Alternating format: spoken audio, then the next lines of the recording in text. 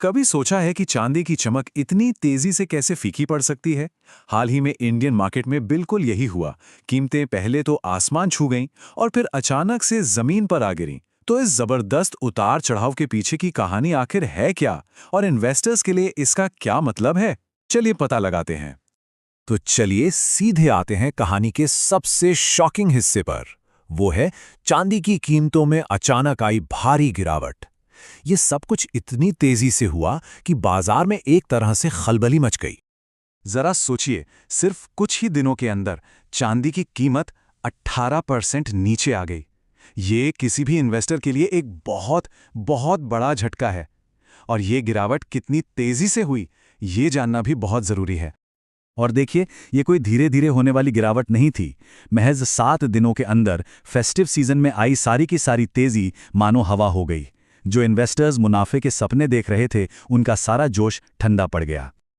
लेकिन इस गिरावट को ठीक से समझने के लिए हमें थोड़ा पीछे जाना होगा। उस वक्त में जब माहौल बिल्कुल अलग था, जब धनतेरस की चमक के साथ साथ चांदी भी खूब चमक रही थी और कीमतें नए रिकॉर्ड बना रही थीं। शायद यकीन करना मुश्किल हो, लेकिन इस बड़ी गिरावट से ठीक पहले चांदी 2 लाख रुपए प्रति किलो के अपने ऑल टाइम हाई पर पहुंच गई थी। उस वक्त तो ऐसा लग रहा था कि इसकी चमक शायद कभी कम ही नहीं होगी। तो सवाल है, इतनी बड़ी तेजी आई कैसे? इसके पीछे 3 बड़ी वजहें थीं जो एक साथ काम कर रही थी। एक तरफ तो भारत में धनतेरस की जबरदस्त फेस्टिव डिमांड थी, तो दूसरी तरफ लंदन के मार्केट में चांदी की सप्लाई पर बहुत बुरा असर पड़ा था। और सिर्फ इतना ही नहीं, इंडस्ट्रीज से भी चांदी की मांग अचानक से बढ़ गई। इन सब ने मिलकर कीमतों को आसमान पर पहुंचा दिया। चलिए, अब इस गिरावट का कह सकते हैं एक तरह से पोस्टमार्टम करते हैं। ये आंकड़े हमें बताएंगे कि यह तूफान कितना तेज था और हर दिन बाजार का हाल क्या था। ये नंबर्स पूरी कहानी को एकदम साफ कर देते हैं। देखिए, 18 अक्टूबर को चांदी 2 लाख रुपए के पीक पर थी और सिर्फ एक हफ्ते बाद 25 अक्टूबर को ये गिरकर 1,55,000 रुपए पर आ गई। मतलब एक बहुत बहुत बड़ी गिरावट। यहां हम रोज की गिरावट को ब्रेकडाउन देख सकते हैं। हर दिन बाजार पर प्रेशर बना हुआ था। 17 अक्टूबर को 4,000 रुपए की गिरावट, फिर अगले ही दिन 13,000 रुपए का एक बड़ा ड्रॉप, और ये सिलसिला लगभग पूरे हफ्ते ऐसे ही चलता रहा। और ये गिरावट पूरे देश में महसूस की गई। हालांकि हर शहर में इसका असर थोड़ा अलग अलग था। 25 अक्टूबर तक जहां मुंबई और दिल्ली में कीमतें 1,55,000 तक गिर गईं, वहीं चेन्नई और हैदराबाद में ये थोड़ी ज्यादा 1,70,000 रुपए पर थीं। लेकिन रुकिए, क्या ये कहानी सिर्फ चांदी की है? नहीं।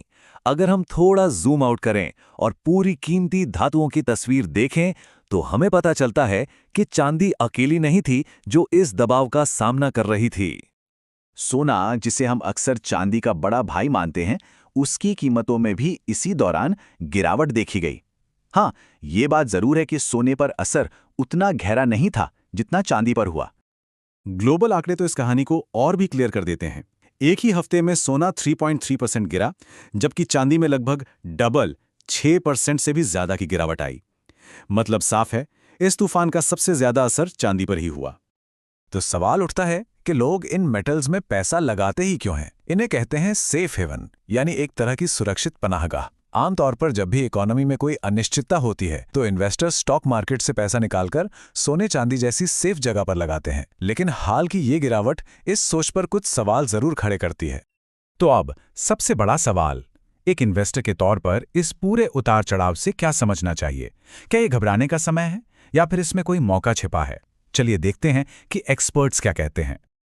एक्सपर्ट्स का मानना है कि घबराने की जरूरत नहीं है। निप्पॉन इंडिया म्यूचुअल फंड के विक्रम धवन कहते हैं कि जो लॉन्ग टर्म इन्वेस्टमेंट की कहानी है, वो अभी भी वैसी ही है। ऐसी छोटी मोटी गिरावट से इन्वेस्टमेंट का जो मेन लॉजिक है, वो नहीं बदलता। और मोतीलाल ओसवाल के मानो मोदी तो इसे एक कदम और आगे ले जाते हैं। उनका मानना है कि कीमतों में ये गिरावट असल में खरीदारी का एक बेहतरीन मौका हो सकती है, क्योंकि सोने और चांदी दोनों के जो फंडामेंटल्स हैं, वो अभी भी मजबूत हैं। और इसका एक सॉलिड सिग्नल मार्केट में दिख भी रहा है।